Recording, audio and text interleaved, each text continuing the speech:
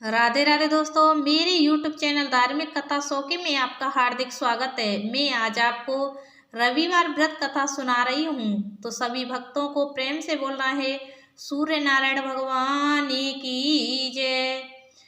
रविवार व्रत कथा।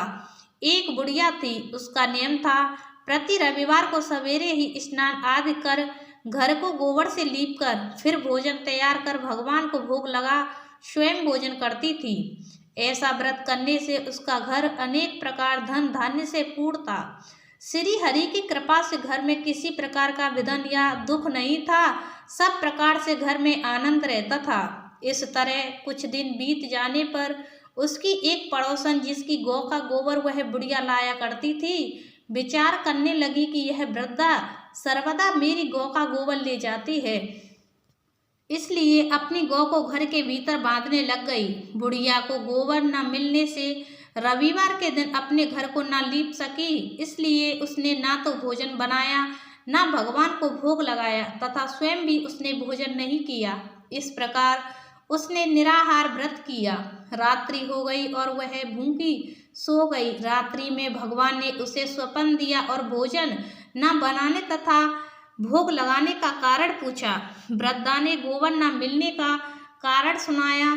तब भगवान ने कहा कि हे माता, हम तुमको ऐसी गौ देते हैं जिससे सभी इच्छाएं पूर्ण होती हैं, क्योंकि तुम हमेशा रविवार को गौ के गोबर से लीप कर भोजन बनाकर मेरा भोग लगाकर खुद भोजन करती हो। इससे मैं खुश होकर तुमको वरदान देता हूँ। निर्धन को धन और बांझ स्त्रियों को पुत्र देकर दुखों को दूर करता हूँ तथा अंत समय में मोक्ष देता हूँ। स्वप्न में ऐसा वरदान देखकर भगवान तो अंतर्ध्यान हो गए और वृद्धा की आंख खुली तो वह देखती है कि आंगन में एक अति सुंदर गौ और बछड़ा बंधे हुए हैं। वह गाय और बछड़े को देखकर अति प्रसन्न हुई और उसको घर के बाहर बांध दिया और वहीं खाने को चारा डाल दिया।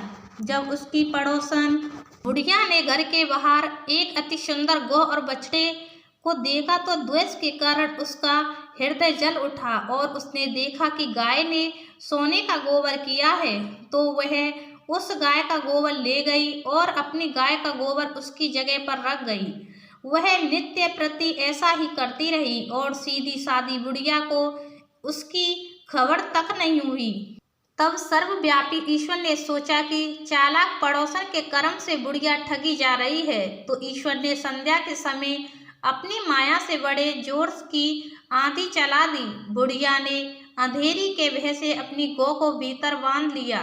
प्रातःकाल जब वृद्धा ने देखा कि गौ ने सोने का गोबर दिया है, तो उसके आश्चर्य की सीमा न रही और वह प्रतिदिन गौ को घर के भीतर बांधने लगी। उधर पड़ोसन ने देखा कि बुढ़िया गौ को घर के भीतर बांधने लगी है और उसका सोने का गोबर उठाने का दाव नहीं चलता, तो वह ईर्ष्या और डाय से जल उठी और कुछ उपाय न देख पड़ोसन ने उस देश के राजा की सभा में जाकर कहा, महाराज, मेरे पड़ोस में एक वृद्धा के पास ऐसी गाय है जो आप जैसे राजाओं के ही योग्य है। वह नित्य सोने का गोबर देती है, आप उस सोने से प्रजा का पालन करिए। वह वृद्धा इतने सोने का क्या करेगी।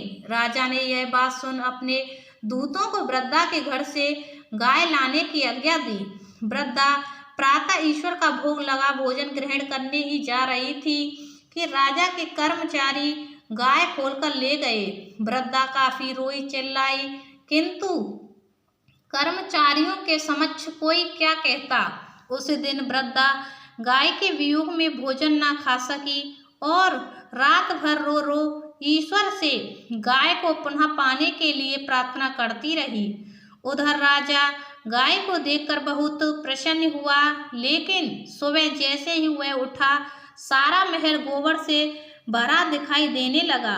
राजा यह देख घबरा गया। भगवान ने रात्रि में राजा को स्वप्न में कहा कि हे राजा, गाय वृद्धा को लौटाने में तेरा भला है।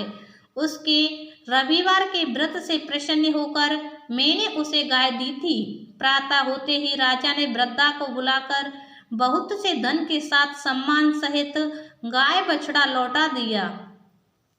उसकी पड़ोसिन दुष्ट बुढ़िया को बुलाकर उचित दंड दिया। इतना करने के बाद राजा के महल से गंदगी दूर हुई। उसी दिन से राजा ने नगरवासियों को आदेश दिया कि राज्य की तथा अपनी समस्त मनोकामनाओं की पूर्ति के लिए रविवार का व्रत करो। व्रत करने से नगर के लोग सुखी जीवन व्यतीत करने लगे। कोई भी बीमारी तथा प्रकृति का प्रकोप उस नगर पर नहीं होता था। सारी प्रजा सुख से रहने लगी। ये कथा हुई समाप्त। बोलो श्री नारायण भगवान की जय।